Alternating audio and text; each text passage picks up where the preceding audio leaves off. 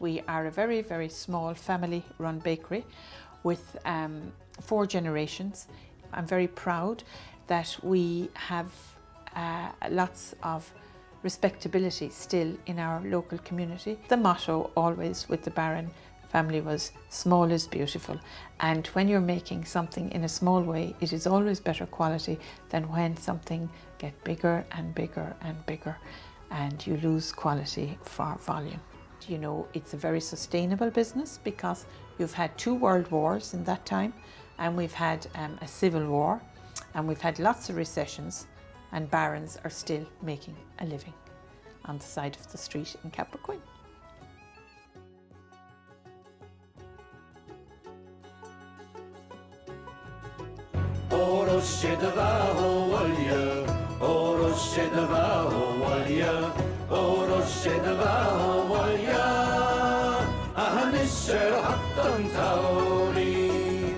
There was what you call a price war with bread. You had a breakthrough in bread making. Bakers got together and put up big factory bakers, and they started processing bread. And bread that was baked in under 20 minutes. And as a result of that, people weren't able to differentiate between real bread and processed bread because of a whole change in culture about bread.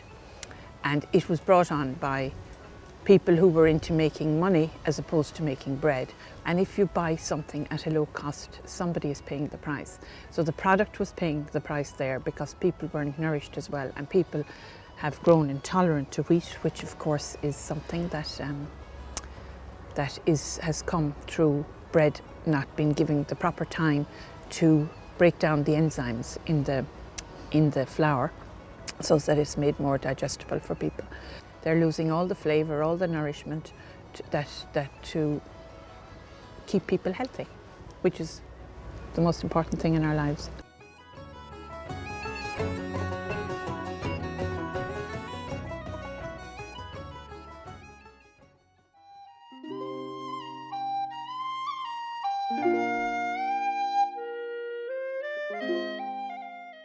It's just that they did it for a way of life, Hunter, you know.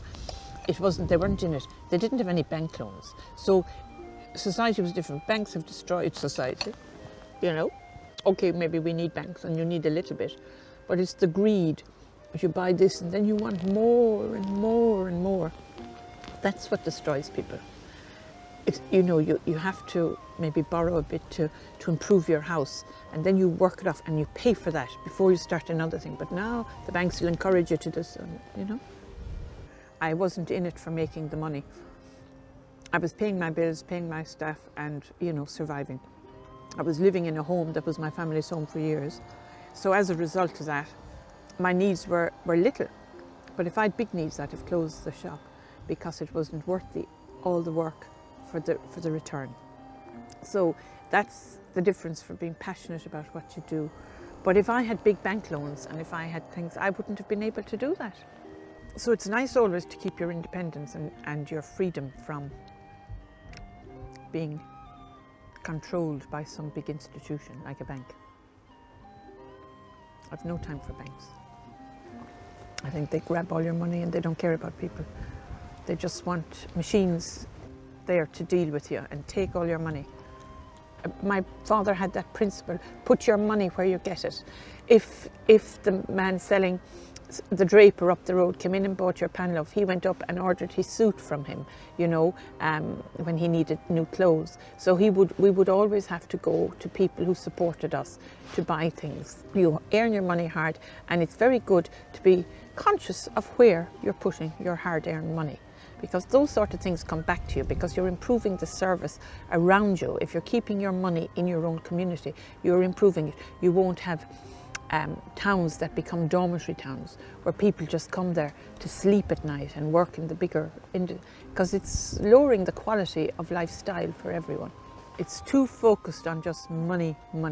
They have to have a social aspect. They closed the small bank in Cappoquin, and I often saw on a Monday morning an old lady come out to pay her ESB bill, and what she loved was coming out. It gave her something to come out her door in the morning, pay her ESB bill or her electric bill, and she may be living on her own and to interact with the girl behind the counter and ask how she was, and all that social side, which is so important that we need, not all these machines. Anyway, I suppose I'm old-fashioned.